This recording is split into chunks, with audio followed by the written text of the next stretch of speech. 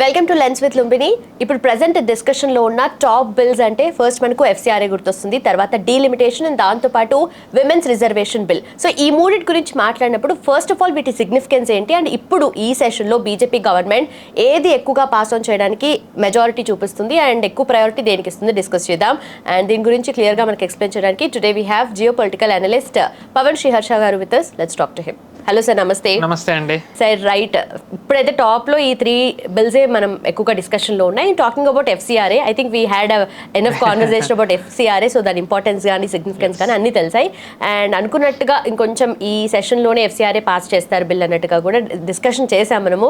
But కొంచెం వెనుకో అది కొంచెం బ్యాక్ స్టెప్ వేసింది అండ్ నెక్స్ట్ సెషన్లో ఏమైనా వస్తుందా అనేది డిస్కస్ చేయకన్నా ముందు ఫస్ట్ ఆఫ్ ఆల్ డీలిమిటేషన్ గురించి and also women reservation bill గురించి మేజర్గా సిగ్నిఫికెన్స్ ఏంటి అనేది దాని గురించి చెప్తారా? యా షూర్ అండి. FCRA, delimitation and women reservation ఈ మూడిటికి దేనికదే ప్రాధాన్యత ఉంది. సో ఈ సెషన్లో నేను ఎప్పటి నుంచి అంటున్నాను FCRA పాస్ చేయాలని, కానీ ఏది ముందరే పాస్ చేయాలి అంటే నేను first delimitation and women reservation pass చేయాలంటాను. రైట్. ఫస్ట్ మీరు అన్నట్టుగా డీలిమిటేషన్ అంటే ఏంటో, ఉమెన్ రిజర్వేషన్ అంటే ఏంటో తెలుసుకుంటే దాన్ని బట్టి అది ఎందుకు పాస్ చేయాలో మనం మాట్లాడుకోవచ్చు. మనకి మామూలుగా ఏంటి అంటే జనాభా మనం లాస్ట్ సెన్సస్ తీసింది 2011, కానీ మనం సీట్లు ఐ థింక్ 71 తర్వాత మనం సీట్ల సంఖ్య పెరగలేదు. 71 వరకు మనం చేసుకుంటూ సీట్లు మారుతూ వచ్చాయి. ఐ థింక్ 543 ముందర ఐ థింక్ 300 ఎంతో ఉన్నాయి, సంథింగ్ లైక్ దట్ ఉండి 71లో 543 అయింది. కానీ దాని తర్వాత ఏం చేశారంటే ఫ్రీజ్ చేసేసారు వీళ్ళు. ఇంకా సీట్ల సంఖ్య పెరగకూడదు ఫర్ ఐ థింక్ 30 years అనే ఎంతో. 2002 ఆ టైంలో కూడా వాజ్పేయి గవర్నమెంట్ గారి టైంలో ఇది ఏదైతే డీలిమిటేషన్ జరగాలో వాళ్ళు దాన్ని ఎక్స్టెండ్ చేసేసారు తర్వాత మళ్ళీ కొన్ని ఏళ్ల తర్వాత. కానీ ఈసారి ఏంటి అంటే మనం ఇంకా ఎక్స్టెండ్ చేయకూడదని ఇక్కడ బీజేపీ ప్రభుత్వం అనుకుంటుంది. ఎందుకంటే జనాభా చాలా పెరిగింది. మీరు జస్ట్ ఇమాజిన్ 71లో 543 సీట్స్ 55 ఏళ్ళు అయింది. సో అంటే జనాభా మనది ఎంత పెరిగి ఉండాలి, ఆ పెరిగిన దానికి రిప్రజెంటేటివ్స్ వాళ్ళకి దానికి న్యాయం చేస్తున్నారు. ఎందుకంటే వాళ్ళ మీద కూడా భారం పడుతుంది, జనాలకి వాళ్ళు అందుబాటులో ఉండాలి. నియోజకవర్గాలు సంఖ్య మొత్తం చాలా వాస్ట్ అయిపోయింది, ప్రెషర్ పడుతుంది.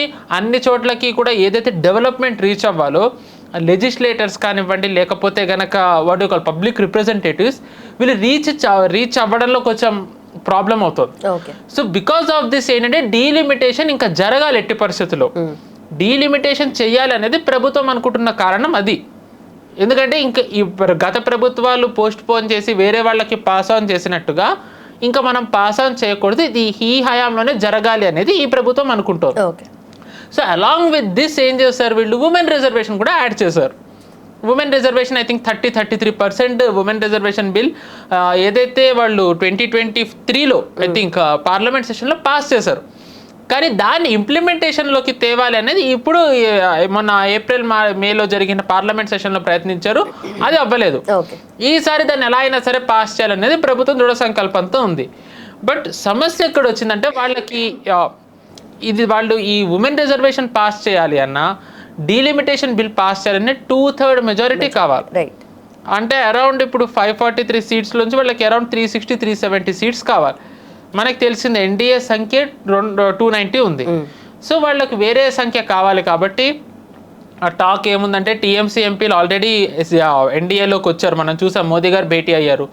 శివసేన ఎంపీలు already Shiv Sena in the sense Uddhav Thackeray నడుపుతున్న పార్టీ నుంచి ఎంపీలు బయటకు వచ్చారు. ఎన్సీపీ వాళ్ళు కూడా సమర్థిస్తారన్న టాక్ ఉంది. ఎన్సీపీ అంటే శరద్ పవార్ పార్టీ. డిఎంకే వాళ్ళు కూడా ఆల్మోస్ట్ వాళ్ళు ఒప్పుకున్నారు అనే టాకే ఉంది. సో ఇలా చూసుకున్నట్టయితే బీజేపీకి కావాల్సిన సంఖ్య ఏదైతే 2/3 కావాలో అది పాస్ అయ్యే సంఖ్య ఉన్నట్టుగా ఒక వార్తలు వస్తున్నాయి. అయితే దీంట్లో సమస్య బీజేపీ మరి ఇంత సంఖ్య ఉన్న ఎందుకు పాస్ చేయట్లేదు అని అంటే అందరి ఆమోదంతో పాస్ చేసినట్టయితే కనుక ఎటువంటి మిస్కన్సెప్షన్ రాదు అని. మనం చూసుకున్నట్టయితే లాస్ట్ పార్లమెంట్ సెషన్ అంటే బెంగాల్ ఎలక్షన్ 5 రాష్ట్రాల ఎన్నికల ముందర చాలా ఫేక్ నెరేటివ్లు రన్ అవుతూ వచ్చాయి. సో ఏంటంటే అలాంటి వాటికి ఆస్కారం ఇవ్వకుండా ఉండాలని అందరినీ సరే ఒక్క తాటి మీదకి తెచ్చి అందరి ఆమోదంతో బిల్లు పాస్ చేయాలని ప్రభుత్వం చూస్తుంది. అయితే దీన్ని కాంగ్రెస్ అడ్డుకుంటాం. దానికి కాంగ్రెస్ చెప్తున్న ముఖ్య కారణం ఏంటి అంటే ఉమెన్ రిజర్వేషన్ బిల్లు పాస్ చేయడానికి మేము ఒప్పుకుంటాం, కానీ డీలిమిటేషన్ని ఒప్పుకోం. ఉమెన్ రిజర్వేషన్ డీలిమిటేషన్ ఎందుకు కలుపుతున్నారని అడుగుతాం. అయితే దీనికి బీజేపీ ఇస్తున్న సమాధానం ఏంటి అంటే ఇప్పుడు 543 సీట్స్కి పెంచినట్టు ఉమెన్ రిజర్వేషన్ ఇస్తే వాళ్ళకి అరౌండ్ 180 సీట్స్ వస్తాయి ఉమెన్కి. టు బి ఆనెస్ట్ చాలా మంది కాంగ్రెస్లో ఉన్న ఎంపీలు కూడా ఇప్పుడు వాళ్ళ సీట్లు వదులుకోవడానికి సిద్ధంగా లేరు.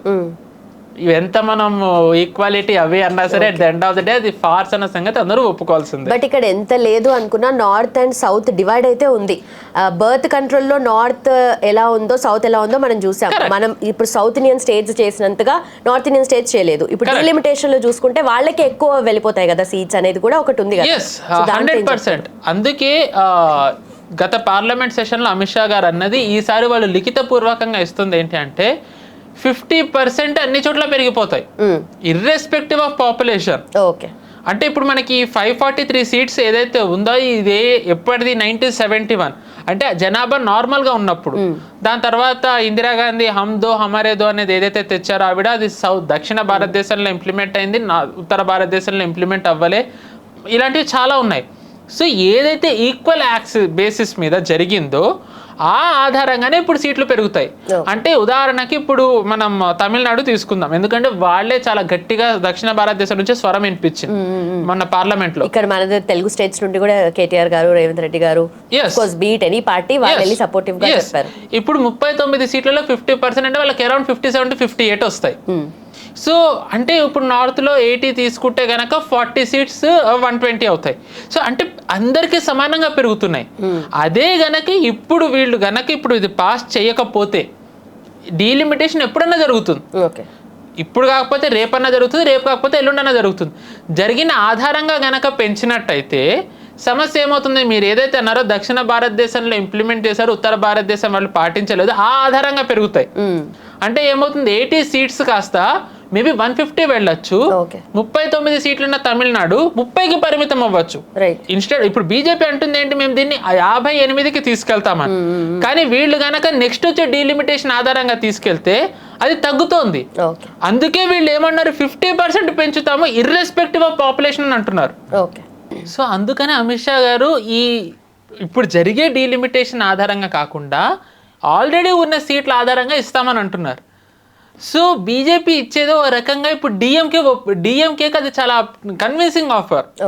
ఎందుకంటే ఇప్పుడు మనం చూసాం డిఎంకే వీళ్ళు పోరాడినప్పుడు వాళ్ళు అధికారంలో లేరు, కానీ డిఎంకే ఇప్పుడు అధికారంలో అప్పుడు అధికారంలో ఉన్నారు, ఇప్పుడు అధికారంలో లేరు. సారీ. సో ఇప్పుడు ఏమవుతుంది, ఇప్పుడు డిఎంకే వాళ్ళు మేము సీట్లు ఎక్కువ తెచ్చామని వాళ్ళు పోరాడచ్చు. ఇప్పుడు ఇప్పుడు మనం చూసుకున్నట్టయితే తమిళనాడులో టీవీకి అధికారంలో ఉన్న పార్లమెంట్లో వాళ్ళకి ఒక్క సీట్ లేదు. అంటే తమిళనాడుకి వచ్చేసరికి పార్లమెంట్లో స్వరం గట్టిగా వినిపించగలిగే పార్టీ ఏంటి, డిఎంకే. అత్యధిక సీట్లు ఉన్నాయి కాబట్టి. సో ఇప్పుడు సీట్లు మేము తగ్గాల్సిన చోట పెంచాము, దీనికి కారణం ఎవరు, మేమే అని చెప్పి తీసుకెళ్ళినట్టయితే అది టీవీకేకి ప్రాబ్లమే, కాంగ్రెస్కి ప్రాబ్లమే. అందుకే మనం గమనించినట్టయితే ఈ డీలిమిటేషన్ వస్తుంది అన్నప్పటి నుంచి రాహుల్ గాంధీ గారు డీలిమిటేషన్ సమర్థించకూడదని డిఎంకే పేరెత్తకుండా ఆయన మాట్లాడుతున్నారు. డిఎంకే పేరెత్తకుండా ఇది అన్యాయం జరిగినట్టు ఆయన మాట్లాడుతున్నారు. సో అంటే వాళ్ళకున్న భయం ఏంటంటే డిఎంకే గనక వీళ్ళతోనే వెళ్ళినట్టయితే సీట్లు గనక ఒకవేళ ఇన్నఫ్ సీట్స్ వచ్చినట్టయితే పాస్ చేస్తే అది డిఎంకేకి నెక్స్ట్ పార్లమెంట్ అసెంబ్లీలో వాళ్ళకి హెల్ప్ఫుల్.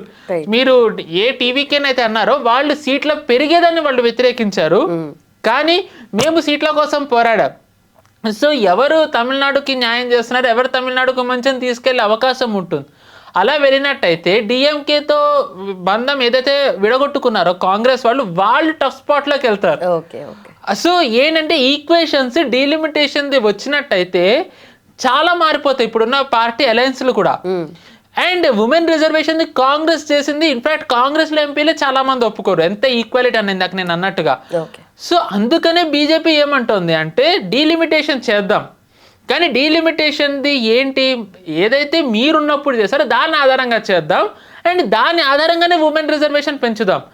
543లో 180 వచ్చేదానికంటే 860 పెరిగినప్పుడు అరౌండ్ 220 240 ఏదైతే వస్తుందో అది బెటర్ కదా అని బీజేపీ ఇస్తుంది. బట్ ఓవరాల్ సీట్స్ లో ఎన్నున్నా కూడా ఇప్పుడు డీలిమిటేషన్ తర్వాత విమెన్స్ రిజర్వేషన్ వచ్చినా ముందు వచ్చినా కూడా ఎన్ని సీట్స్ ఉన్నా కూడా దాంట్లో 50% కూడా ఇవ్వకుండా జస్ట్ 33% మెన్షన్ చేస్తున్నారు. ఎందుకని ఇప్పుడు ఇండియా మొత్తంలో చూసుకుంటే ఆల్మోస్ట్ 50% ఉంది విమెన్ పాపులేషన్, ఎందుకని 33కే రెస్ట్రిక్ట్ చేసుకుంటారు? మీరు 33కి ఎందుకు రెస్ట్రిక్ట్ చేశారన్నారు? టు బి ఆనెస్ట్ అసలు ఉమెన్ కి రిజర్వేషనే కావాలా? సి టు బి ఆనెస్ట్ ఉమెన్ కి రిజర్వేషన్ ఇవ్వాల్సిన అవసరం ఏముందండి? నిజానికి చెప్పాలంటే ఇది గర్వంగా చెప్పుకుంటున్నాం అందరం, ఉమెన్ రిజర్వేషన్ బిల్లు తెచ్చారు, అది honest. But by showing this we are showing we are in a society where women are so vulnerable.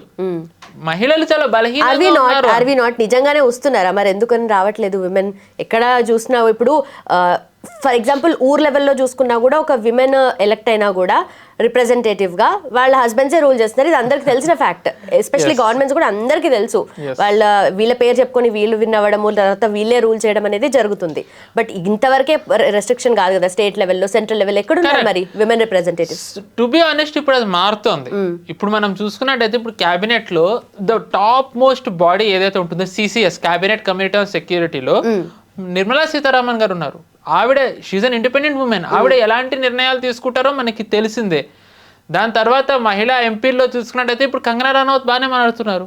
And దాని తర్వాత రియల్గా జెన్జీ ఎంపీని first time, to be honest I don't like to use the word Gen Z, ఇలాంటివన్నీ western terms, but unfortunately మనం ఇవే వాడాల్సి వస్తుంది. కానీ ఇప్పటి తరానికి మెయిన్ రిప్రజెంటేటివ్గా ఫస్ట్ టైం ఒక మహిళని తీసుకొచ్చింది బీజేపీని, మైథిలి ఠాకూర్. ఆవిడ బీహార్లో ఎమ్మెల్యే, ఐ థింక్ ఆవిడ మినిస్టర్ కూడా అయ్యారు అనుకుంటే if I'm not wrong. So ఇప్పుడు మెల్లమెల్లగా మారుతోంది. ఇప్పుడు మీరు చూసుకున్నట్టయితే ఢిల్లీలో రేఖా గుప్తా గారు ఆవిడ ముఖ్యమంత్రి అండ్ షీఈ్ అన్ ఇండిపెండెంట్. మనం చూసుకున్నట్టయితే ఆవిడ ఫ్యామిలీని ఎక్కడ తీసుకురావట్లేదు. అదే వేళ్ల మీద లెక్క పెట్టుకునేంత మందే ఉంటున్నారు. చేంజ్ అనేది ఇప్పుడు మీరు అన్నట్టుగా women have always been underrepresented. Even ఇప్పుడు ఈ 33%లో కూడా వై నాట్ 50% అనేది మీరు అడిగింది, it is very valid question. దానికి నిజానికి ఎవరికీ సమాధానం లేదు. ఇప్పుడు మహిళలు ఒకప్పుడు Congress it was ruled by Indira Gandhi, అప్పుడు మహిళా రిప్రజెంటేషన్ ఎక్కడ? దాని తర్వాత సోనియా గాంధీ గారు ఏకఛత్రాధిపత్యం, పేరుకే మన్మోహన్ సింగ్ అయినా మనందరికీ తెలిసిందే, ఆవిడే చేశారు. అప్పుడు మహిళలు ఎక్కడు? ఎవరో ఎందుకు మమతా బెనర్జీ గారు ఉమెన్ సీఎం స్ట్రాంగ్ అని అంటారు, బట్ ఆవిడ కూడా ఉమెన్కి ఎక్కడ అంత ఈక్వల్ రిప్రజెంటేషన్ ఇచ్చారు? సో టు బి ఆనెస్ట్ ప్రపంచంలో ఎక్కడా కూడా మహిళలకు ఈక్వల్ ప్రాధాన్యత లేదు. We have to be honest about that. But ఉన్న దాంట్లో ఎక్కడ న్యాయం చేయగలరు, ఎక్కడ వాళ్ళకి అంటే వేర్ దే కెన్ రిప్రజెంట్ అనే దాంట్లో మనం చూసుకుంటే I can proudly say Bharat మనం చాలా ముందర ఉన్నాం. ఎందుకంటే ఇప్పుడు చూసుకున్నట్టయితే సో కాల్డ్ సూపర్ పవర్ ఏదైతే యుఎస్ ఉందో, ఓటింగ్ రైట్ వాళ్ళకి ఎప్పుడు వచ్చింది మహిళలకి? వే ఆఫ్టర్ భారత్ కంటే చాలా తర్వాత వచ్చింది. అండ్ వాళ్ళకి ఇప్పటివరకు మహిళా ప్రధాని ఐ మీన్ రాష్ట్రపతి లేరు వాళ్ళకి. అఫ్ కోర్స్ ఈ విషయంలో మనం ఫార్ అహెడ్ ఉన్నాం. బీట్ ఎనీ పొలిటికల్ పార్టీ ఇప్పుడు సరే బీజేపీ గవర్నమెంటే తీసుకొస్తుంది, అదేదో వాళ్ళు 33% ఇంత ఫైట్ చేస్తున్నారు కదా, వాళ్ళు ఎందుకు 50% వరకు వెళ్ళలేకపోతున్నారు? ఇట్ ఇస్ ఆల్ పాలిటిక్స్ అండి. There is no doubt. See ఏది చేసినా సరే at the end of the day politics 50% ఇప్పుడు ఇచ్చినట్టయితే you really think I mean male population ఏదైతే ఉందో దే విల్ యాక్సెప్ట్ దట్? ఇప్పుడు నేను అదే అన్నాను కదా, 543 సీట్స్ రిప్రజెంటేషన్లో ఈ 18 ఐ మీన్ ఏదైతే 33% ఇంప్లిమెంట్ చేస్తే irrespective of what ever party it is, అధికార పక్షం అవనివ్వండి విపక్షం, వాళ్ళే ఒప్పుకోరు. ఎందుకంటే వాళ్ళ ఎంపీ స్థానాలు వాళ్ళు కోల్పోతారు. So that is how this society is. We have to accept that.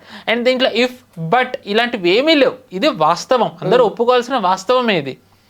దీంట్లో ఎంతవరకు న్యాయం చేయగలము అనేది ఇప్పుడు ఉన్న పార్టీ చూస్తుంది. అండ్ ఇది కూడా నిజానికి చెప్పాలంటే అవ్వకుండా విపక్షాలు ప్రయత్నిస్తున్నాయి. అండ్ ఇప్పుడు చూసుకున్నట్టయితే దీంట్లో మహిళా రిప్రజెంటేషన్లో బీజేపీ రియల్గా 50% ఇస్తుందా? ఇవ్వట్లేదు. I will accept that. But గతంతో పోల్చుకుంటే రిప్రజెంటేషన్ పెంచాలి అని చెప్పి బీజేపీ చూస్తుంది. కానీ అది కూడా రాకూడదు అని చెప్పి జస్ట్ ఫర్ పొలిటికల్ కాజ్ విపక్షాలు అడ్డుకుంటున్నాయి. ఇప్పుడు నిజంగానే ఇప్పుడు మీరు అన్నట్టుగా సరే 50 రావట్లే, 33% ఒప్పుకోవాలి కదా, ఎందుకు ఒప్పుకోవట్లేదు వీళ్ళు? డీలిమిటేషన్తో లింక్ చేసినట్టయితే కొత్తవి కాన్స్టిట్యున్సీస్ వచ్చినట్టయితే అది మంచిదే కదా, అందరికీ ఈక్వల్గా వస్తాయి. అఫ్ కోర్స్ ఉమెన్కి అప్పుడు కూడా ఈక్వల్ రిప్రజెంటేషన్ రాదు. బట్ ఏ రాష్ట్రానికి మీరు ఇందాక మీరు ఈ డీలిమిటేషన్ ఉమెన్ రిజర్వేషన్లో 2 ప్రధాన అంశాలు ఎత్తారు. Number 1 north south divide, number 2 మహిళలది undoubtedly even 33% is unfair. But దాంట్లో ఇఫ్ ఫేర్ రిప్రజెంటేషన్ రావాలంటే delimitation is the best answer. ఆ డీలిమిటేషన్లో కూడా నార్త్ సౌత్ది కనుక చూసుకున్నట్టయితే ఇప్పుడున్న సీట్ల ఆధారంగా చేసుకుంటే ఏ రాష్ట్రానికి అన్యాయం జరగదు. టు బి ఆనెస్ట్ ఇప్పుడున్న దాంట్లో బీజేపీ వాళ్ళ మెయిన్ ఓటు బ్యాంక్ ఏదైతే ఉందో ఉత్తరాది రాష్ట్రాలు వాళ్ళకి అన్యాయం చేస్తున్నారు. But still they are doing with that. ఎందుకంటే నేను చెప్పినట్టుగా నెక్స్ట్ వచ్చే సెన్సస్ ఆధారంగా చేస్తే సీట్లు నార్త్కి ఎక్కువ అవుతాయి, సౌత్కి తగ్గుతాయి. ఇప్పుడు బీజేపీకి అది క్లీన్ విక్టరీ. ఎందుకంటే ఇప్పుడు చూసుకుంటే బీజేపీని ఉత్తరాది రాష్ట్రాల పార్టీ అని అంటారు. ఆల్దో ఇప్పుడు పాన్ ఇండియా పార్టీనే దానికి ఇంకా నెరేటివ్ పరంగా ఉత్తరాది పార్టీ అనే అంటారు. అండ్ వాళ్ళ సీట్లు ఇంకా ఎక్కువైనట్టయితే వాళ్ళు హ్యాపీగా వాళ్ళు గెలవచ్చు కదా. వాళ్ళు 2029లో చేసుకోవచ్చు, కానీ బీజేపీ 2029 వరకు చూడట్లే. 2029లో జరిగే ఎలక్షన్స్ ద్వారానే ఇప్పుడే మనం చేసేయాలి. 2029 వరకు ఎందుకు ఎదురు చూడట్లే, 2029లో వాళ్ళకి కావాల్సింది వస్తే 2034 ఎలక్షన్కి ఇంప్లిమెంట్ చేయొచ్చు. బట్ బీజేపీ అలా చూడకుండా 2029లో ఇంప్లిమెంట్ అయ్యేలా చూస్తుంది. ఆ 2029లో ఇంప్లిమెంట్ అయ్యే దాంట్లో వాళ్ళది ఏదైతే మెయిన్ ఓటు బ్యాంక్ ఉందో ఉత్తరాది పార్టీలది, వాళ్ళు దాన్ని త్యాగం చేసి అందరికీ రిప్రజెంటేషన్ ఇస్తున్నారు. టు బి ఆనెస్ట్ ఇప్పుడు 50% ఏదైతే ఉందో దాంట్లో మెయిన్ బీజేపీ నార్త్ బెల్ట్ ఏదైతే అంటారో దాంట్లో యూపీనే తీసుకుంటే 120 సీట్స్ వస్తాయి. కానీ అదే 2029లో డీలిమిటేషన్ చేసి 2034లో వెళ్ళినట్టయితే యూపీకి 160 to 170 సీట్లు వెళ్తున్నాయి. అంటే యూపీ వాళ్ళు నార్త్ సీట్స్ని దే సాక్రిఫైసింగ్. నిజానికి ఎవరైతే BJP north representation north south అన్నారో నిజంగా ఇప్పుడు చెప్పాలంటే బీజేపీ సౌత్కి న్యాయం చేయడానికి they are sacrificing north which is their own belt. But unfortunately Congress ఈ నిజం బయటికి రాకుండా ఉండాలని వాళ్ళు రకరకాల నెరేటివ్లు చెప్తున్నారు.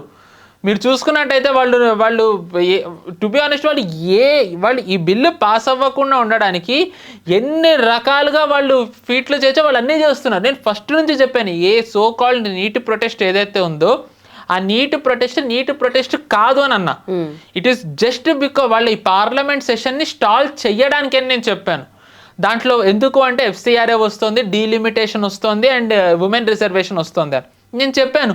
ఉమెన్ రిజర్వేషన్ అండ్ డీలిమిటేషన్ గనక పాస్ అయినట్టయితే BJP's victory is sealed at least for 2 decades. ఒక 2 దశాబ్దాలు ఎప్పుడు అది 1 nation 1 election అవ్వనివ్వండి, ఏ రకమైన ఎన్నికలు జరిగినా బీజేపీ విక్టరీ ఈజ్ సీల్డ్. ఎందుకంటే మనం చూసుకున్నట్టయితే 2014 నుంచి బీజేపీకి ఓటు బ్యాంకులో మహిళ అనేది చాలా ముఖ్యమైన ఓట్ బ్యాంక్. మనం చూసుకున్నట్టయితే మహిళలు చాలా ఎక్కువ శాతం ఓటేస్తారు బీజేపీకి, more than men. And 33% reserve చేసినట్టయితే ఆ ఓట్ షేర్ ఇంకా పెరుగుతుంది. అండ్ దాని తర్వాత 2024లో మీరు చూసుకుంటే ఆల్దో బీజేపీ సీట్స్ తగ్గినా కాంగ్రెస్ పెరిగినా 543 సీట్స్లో వాళ్ళకి ఎన్ని సీట్లు అయితే పోటీ చేశారో చాలా మటుకు కాంగ్రెస్కి అభ్యర్థులు లేరు. 543 సీట్స్కే వాళ్ళకి అభ్యర్థులు లేరు అంటే 860 సీట్లో ఎంతో పెరిగితే వాళ్ళకి అభ్యర్థులు ఎక్కడి నుంచి వస్తారు? అండ్ మీరు మనం గమనించాల్సిన విషయం ఏంటి అంటే ఈ సీట్లు పెరిగిన తర్వాత ఎన్నికలకి వెళ్తే వెస్ట్ బెంగాల్ ఈసారి బీజేపీ అండర్లో ఉంది, లాస్ట్ టైం బీజేపీ అండర్లో లేదు. అండ్ ఈసారి తమిళనాడు కాంప్లికేటెడ్. నేను అన్నా తమిళనాడు గనక డీలిమిటేషన్ అయిన తర్వాత వెళ్తే టీవీకేకి tough spot. And Congress anti అలయన్స్కి ఈసారి ఇది హెల్ప్ అయ్యే అవకాశం ఉంది. కాంగ్రెస్ యాంటీ అలయన్స్కి హెల్ప్ అయినట్టయితే అది బీజేపీకి హెల్ప్ అవుతుందో లేదో తెలియదు, కానీ బీజేపీని వ్యతిరేకించే కాంగ్రెస్ కూటమి బలం తగ్గుతోంది. And Karnataka based on current scenario Congress తిరిగి అధికారంలోకి వచ్చే అవకాశాలు చాలా తక్కువగా ఉన్నాయి. అండ్ హిమాచల్ కాంగ్రెస్కి కష్టం. పంజాబ్ వచ్చే ఏడాది ఎన్నికలు ఉన్నాయి, but don't know A party అధికారంలోకి వస్తుందో ఇప్పుడు అంచనా వేసే పరిస్థితులు లేదు. ఎలా చూసుకున్నా 2029 ఎన్నికలకు వెళ్ళే టైం కల్లా బీజేపీ చాలా బలమైన స్థితిలో ఉంది, ఇర్రెస్పెక్టివ్ డీలిమిటేషన్ అవ్వనివ్వండి అవ్వకపోనివ్వండి. కానీ కాంగ్రెస్ ఏ పరిస్థితిలో ఉంది? సో మీరు జస్ట్ ఇమాజిన్ ఇప్పుడు 860 సీట్లు అయ్యి ఎన్నికలకి వెళ్తే బీజేపీ విక్టరీ కంటిన్యూస్ వెళ్తూనే ఉంటుంది. ఎందుకంటే వాళ్ళు రాష్ట్రాలు పెరుగుతూ వెళ్తాయి, వాళ్ళ గెలుచుకునే రాష్ట్రాల సంఖ్య పెరుగుతూ వెళ్తే మీరు గమనించినట్టయితే 2011 నుంచి కాంగ్రెస్ ఒక రాష్ట్రంలో గెలిస్తే తిరిగి ఆ రాష్ట్రంలో మళ్ళీ అధికారంలోకి వచ్చిన దాఖలాలు లేవు. ఉదాహరణకి మనం గుజరాత్ చూసుకుంటే 1995 నుంచి బీజేపీ కంటిన్యూస్ గెలుస్తూ వస్తుంది. 95, 2001లో గెలిచారు, 2లో గెలిచారు, 7, 12, 17, 22. కాంగ్రెస్ అలాగా గెలిచిన రాష్ట్రం 2011 నుంచి ఇప్పటివరకు లేదు. మనం చూసుకున్నట్టయితే గనక వాళ్ళ చేతి నుంచి అస్సాం కోల్పోయారు. అంటే వాళ్ళు ఏవైతే వాళ్ళు కంచుకోట్లు అనుకున్నారో అస్సాం కోల్పోయారు. రాజస్థాన్ 2023 ఎలక్షన్స్లో వాళ్ళు ఓడిపోయారు. గుజరాత్ ఆఫ్ కోర్స్ వాళ్ళు ఎప్పుడూ లేరు. గోవా అసలు కొన్ని దశాబ్దాల నుంచి అక్కడ కూడా బీజేపీ కూటమిలో అలా ఇలా ఒకసారి వాళ్ళే పాలిస్తూ వస్తున్నారు. అండ్ వాళ్ళు ఒక బీజేపీ రాదు అన్న ఆశతోనున్న తమిళనాడులో బీజేపీ అలయన్స్ లేదు, కానీ కాంగ్రెస్ని వ్యతిరేకించే పార్టీకి ఇప్పుడు డిఎంకేకి బలమైన దాఖలాలు ఉన్నాయి. ఎందుకంటే పార్లమెంట్లో వాళ్ళు వినిపించే వాదన బట్టి వచ్చే ఎన్నికల్లో పార్లమెంట్కి టీవీకేకి టఫ్ స్పాట్. టీవీకేకి టఫ్ స్పాట్ అంటే ఏమైంది, కాంగ్రెస్కి tough spot. So Congress blunder చేసిందని వాళ్ళకి, I don't know whether they realised or not, కానీ బీజేపీ ఏదైతే ట్రాప్ వేసిందో కాంగ్రెస్ దాంట్లో వచ్చి పడిపోవడంతో దే ఆర్ వెరీ అడమెంట్ ఈ బిల్ ఎలా అయినా పాస్ అవ్వకూడదు, delimitation and women reservation. So ఇందాక మీరు స్టార్టింగ్ దేంతో అయితే మొదలు పెట్టారు, ఎఫ్సిఆర్ఏ ముఖ్యమా డీలిమిటేషన్ ముఖ్యమా అంటే, in my opinion delimitation is important, FCRA is very important. నేను దాంట్లో కాదనే అన్నాను, కానీ ఎఫ్సిఆర్ఏ వీళ్ళు ఈ సెషన్లో కాకపోతే నెక్స్ట్ సెషన్లో కూడా పాస్ చేయొచ్చు. ఎందుకంటే దానికి వీళ్ళకి ఏదైతే మెజారిటీ ఉందో 290 అది చాలు పాస్ చేయడానికి. ఇప్పుడు చూసుకుంటే హార్డ్లీ మనకు 2 years 10 months అలా ఉంది బీజేపీకి ఇంకా పవర్ లో ఉండడానికి. ఇప్పుడు ఈ 3 మేజర్ బిల్స్ ఈ టర్మ్ లోనే వీళ్ళు ఫుల్ఫిల్ చేసే ఛాన్సెస్ కనిపిస్తున్నాయా, లేదంటే మళ్ళీ పోస్ట్పోన్ చేస్తారా? ఎందుకంటే ఈ వీటిని బేస్ చేసుకునే నెక్స్ట్ అనేది ఉంది కదా. కరెక్ట్ అండి. అంటే నరేటివ్ పరంగా బీజేపీ ఈ పార్లమెంట్ సెషన్లో వాళ్ళు చాలా ఇంపార్టెంట్వి ఖచ్చితంగా పాస్ చేయాలి. ఎందుకంటే ధర్మేంద్ర ప్రధాన్ గారి రాజీనామా ద్వారా బీజేపీ బ్యాక్ ఫుట్లో ఉన్నట్టుగా ఒక నరేటివ్ వెళ్తుంది. వచ్చే ఏడాది ఉత్తరప్రదేశ్ ఎన్నికలప్పుడు ఇలా వెళ్ళినట్టయితే అఫ్కోర్స్ దీని ప్రభావం ఉత్తరప్రదేశ్ మీద పడదు, I'm saying this again, but narrative పరంగా అది బీజేపీకి ఒక టఫ్ స్పాట్. టఫ్ అంటే ఏంటంటే ఇలాంటి అనార్కిస్టుల చేతిలో బీజేపీ లొంగిపోయింది అనేది నరేటివ్ పరంగా చాలా వీక్ వెళ్తుంది. ఎందుకైతే వీళ్ళు పార్లమెంట్ని స్టాల్ చేయాలనుకున్నారో దా బిల్లుని పాస్ చేసినట్టయితే అది బీజేపీ నరేటివ్ చేంజ్ చేయడంలో హెల్ప్ అవుతుంది. అఫ్ కోర్స్ ఎఫ్సిఆర్ఏ పాస్ చేయాలంటే వీళ్ళకి మీరు అన్నట్టుగా నెక్స్ట్ సెషన్లో పాస్ చేయొచ్చు, కానీ డీలిమిటేషన్ పాస్ చేయాలంటే వాళ్ళు ఈ సెషన్లోనే చేయాలి. ఎందుకంటే వాళ్ళు ఇన్ని నెలలు కష్టపడి ఏదైతే వీళ్ళు కూటములు కట్టుకున్నారు, I mean DMK, Shiv Sena and TMC ఎంపీలు, వాళ్ళు ఇంత కష్టపడి చేసి వాళ్ళని డిలే చేస్తే గనక 2029కి వీళ్ళు ఏదైతే వ్యూహాలు పన్నారో వీళ్ళకి అది వేస్ట్ అయిపోతుంది, అది ఇంప్లిమెంట్ అవ్వదు. ఓకే, బట్ డీలిమిటేషన్ చేసిన తర్వాత కూడా ఇప్పుడు ఎఫ్సిఏ ఇదే టర్మ్ లో వీళ్ళు కంటిన్యూ చేయొచ్చు కదా, ఎందుకంటే డీలిమిటేషన్ నెక్స్ట్ టర్మ్ నుండి కదా వచ్చేది. అంటే ఇప్పుడు డీలిమిటేషన్కి వీళ్ళు ఏ పార్టీలో మద్దతు అయితే తీసుకుంటున్నారో ఇప్పుడు ఈచ్ అండ్ ఎవ్రీ 1 MP కూడా ఇప్పుడు వీళ్ళకి అవసరం, ఎందుకంటే వీళ్ళకి అంత మెజారిటీ లేదు కాబట్టి. దాంట్లో చూసుకుంటే డిఎంకే ఎఫ్సిఆర్ని వ్యతిరేకించే అవకాశం ఉంది, ఎందుకంటే డిఎంకే ఆబ్వియస్లీ క్రిస్టియన్స్ చాలా ఇంపార్టెంట్ ఓట్ బ్యాంక్. మిజోరాంలో ఎవరైతే అలయన్స్లో ఉన్నారో వాళ్ళు కూడా చాలా టఫ్ ఇప్పుడు. ఐ థింక్ మిజోరాంలో ఎన్డీఏ లేదు, బట్ వాళ్ళు ప్రో ఉంటారు గవర్నమెంట్కి. బట్ ఇక్కడ మేజర్ క్వశ్చన్ ఏంటంటే నార్త్ వర్సెస్ సౌత్ మాట్లాడుకుంటాం, కానీ యూజువల్లీ ఆ 7 sisters ఏవైతే ఉన్నాయో north east right, okay, so వాటి గురించి ఎక్కువగా మాట్లాడితే వాళ్ళ దగ్గర ఏం నడుస్తుంది అండ్ వాళ్ళ ప్రయారిటీ దేనికి ఎక్కువ ఉందంటారు? టు బి ఆనెస్ట్ ఎఫ్సిఆర్ఏ తెస్తుంది వాళ్ళ కోసం, అంటే అది కూడా ఒక కారణం. ఎందుకంటే మీరు చూసుకుంటే అసలు అక్కడ చర్చ్ మిషనరీస్ చాలా ఉన్నాయి, వాళ్ళకి ఫండింగ్ ఎవరు ఇస్తున్నారు? ఇప్పుడు మీరు మణిపూర్లో జరుగుతున్న గొడవలు చూసుకుంటే మిజోస్, కుకీ, నాగాస్, మేతీస్, కుకీస్కి వెపన్స్ ఎక్కడి నుంచి వస్తున్నాయి? మనం భౌగోళికంగా చూసుకున్నట్టయితే నార్త్ ఈస్ట్ అది కొంచెం ల్యాండ్ లాక్డ్, అంటే land locked in the sense Bangladesh turbulent place, Myanmar చాలా టర్బులెంట్. వాళ్ళకి వెపన్స్ ఎక్కడి నుంచి వస్తున్నాయి? ఎవరు వాళ్ళకి ఫండింగ్ ఇస్తున్నారు? అస్సాం రైఫిల్స్ బార్డర్ని వాళ్ళు గస్తీ పెట్టారు, వాళ్ళకి ఎక్కడి నుంచి వస్తున్నాయి? సో మిషనరీస్ వాళ్ళకి హెల్ప్ చేస్తున్నాయి. ఆ మిషనరీస్కి ఫండింగ్ ఎవరు ఇస్తున్నారు? అది టైటన్ చేయడానికి వాళ్ళు ఎఫ్సిఆర్ఏ తెస్తున్నారు, బట్ వాళ్ళ ఎఫ్సిఆర్ఏకి అక్కడ ప్రెషర్ చాలా పెరుగుతోంది. సో టు సమ్ ఎక్స్టెంట్ ఎఫ్సిఆర్ఏని జేపీసీకి పంపించినట్టయితే విన్ విన్ సిచ్యువేషన్. ఎందుకంటే జేపీసీకి వెళ్ళిన తర్వాత కూడా ఏ పార్టీకి అయితే అత్యధిక సీట్లు ఉన్నాయో వాళ్ళు చెప్పిందే నెగ్గుతుంది. ఇప్పుడు అలా చూసుకుంటే ఎన్డీఏకి ఎక్కువ సీట్లు ఉన్నాయి. సో కానీ ఈ సెషన్లో డీలిమిటేషన్ పాస్ అవ్వకపోతే 2029కి ఇది ఇంప్లిమెంట్ అవ్వదు. సో ఈ సెషన్లో ఎవరినైతే కూడగట్టుకున్నారో వాళ్ళందరి కోసం, what ever they have done delimitation ఇది పాస్ చేసేసి వాళ్ళ ఎవరైతే ఈ డిఎంకే లాంటి పార్టీస్ ఉన్నాయో వీళ్ళు ఎదురు తిరగకుండా ఉండడానికి మేము ఎఫ్సిఆర్ఏని మీరు అందరు అడిగినట్టుగా జేపీసీకి పంపించామన్నారు. ఓకే. సో జేపీసీకి వెళ్ళిన తర్వాత ఏమవుతుంది, ఆబ్వియస్లీ ఎవరైతే అత్యధికంగా ఉన్నారో వాళ్ళదే మాట చెల్లుతుంది. అక్కడ వీళ్ళు చెల్లించుకుని నెక్స్ట్ వచ్చే వింటర్ సెషన్లో వీళ్ళు పాస్ చేసేసుకోవచ్చు కదా. Right right. సో ఆ లెక్కన ఏమవుతుందంటే at the end of the day BJP victory will be sealed. 2029 కావాల్సిన రోడ్ మ్యాప్ ఇక్కడ పార్లమెంట్ సెషన్లో వేసుకుని 2029 టైంకి ఏవైతే సంఘ విద్రోహ శక్తులు ఇక్కడ బలంగా ఉన్నాయో వాళ్ళని బలహీనపరచడానికి వింటర్ సెషన్ని వీళ్ళ అస్త్రంగా మలుచుకుని ఎఫ్సిఆర్ని ఇంప్లిమెంట్ చేయాలి. I believe this could be BJP strategy. వాళ్ళది ఎండింగ్ వరకు ఎవరికి తెలియదు. Right right. But I believe this is the best scenario for BJP to win back the narrative. Okay. And also finally ఇప్పుడు డీలిమిటేషన్తో పాటు women's reservation bill కంబైన్డ్గా pass చేస్తారా ఏంటి, దాని సూచనలు ఏం కనిపిస్తుంది? కంబైన్డ్గానే చేయాలండి. ఎందుకంటే నేను ఇందాక చెప్పినట్టుగా ఇప్పుడు కంబైన్డ్గా చేస్తేనే ఈ డీలిమిటేషన్ది కానివ్వండి ఉమెన్ రిజర్వేషన్ దానికి ఒక సార్థకత వస్తుంది. ఎందుకంటే ఇప్పుడు ఏదైతే ఉమెన్ రిజర్వేషన్ రిప్రజెంటేషన్ కావాలి అన్నారో అది 543 సీట్స్ కంటే 860 సీట్స్ అయిన తర్వాత ఎక్కువ ఉంటుంది. 860 సీట్స్లో ఎక్కువ రిప్రజెంటేషన్ వస్తున్నప్పుడు విపక్షంలో ఉన్న పార్టీలకు ప్రాబ్లం ఏముంది? అండ్ డీలిమిటేషన్ ఇప్పుడు కాకపోతే తర్వాతన్నా జరగాలి. బట్ ఎందుకు సపరేట్ గా పాస్ చేస్తే పాస్ అవ్వదనే, ఎందుకని కంబైన్ చేయాలనుకుంటుంది? చెప్తున్నాను కదండి, ఇప్పుడు ఈ ఉమెన్ రిజర్వేషన్ ఏదైతే ఉందో అది డీలిమిటేషన్ చేసిన తరువాతే జరగాలని ఉంది. ఓకే.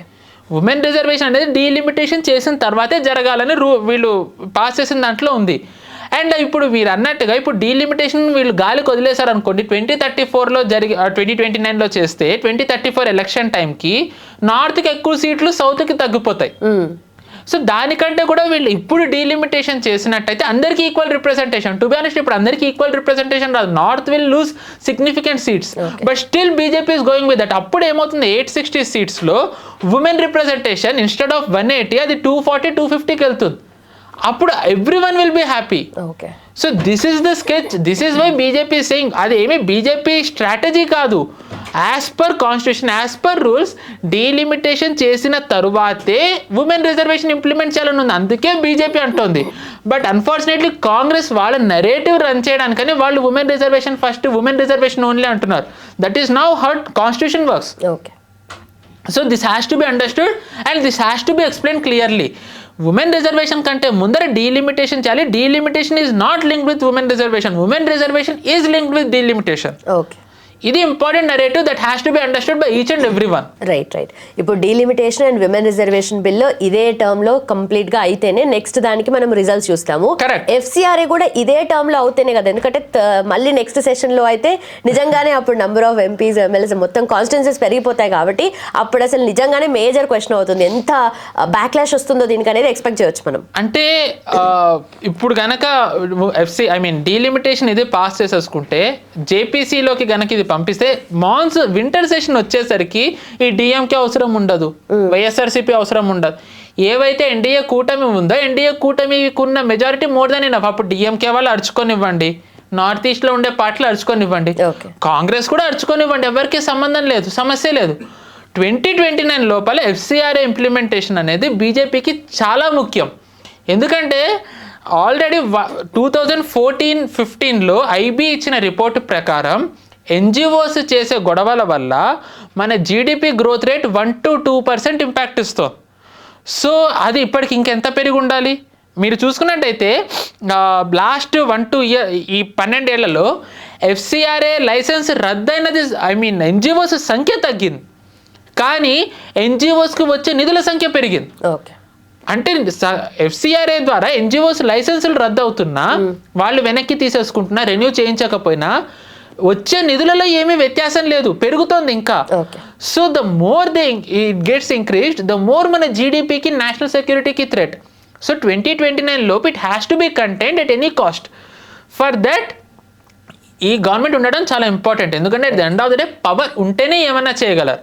బట్ ఇప్పుడున్న సినారియోలో delimitation plays a very important role than FCRA. ఎవరికి నచ్చినా నచ్చకపోయినా ఇది వాస్తవం. డీలిమిటేషన్ ఇప్పుడే పాస్ చేయాలి, ఎఫ్సిఆర్ఏ నెక్స్ట్ సెషన్లో కూడా పాస్ చేయొచ్చు.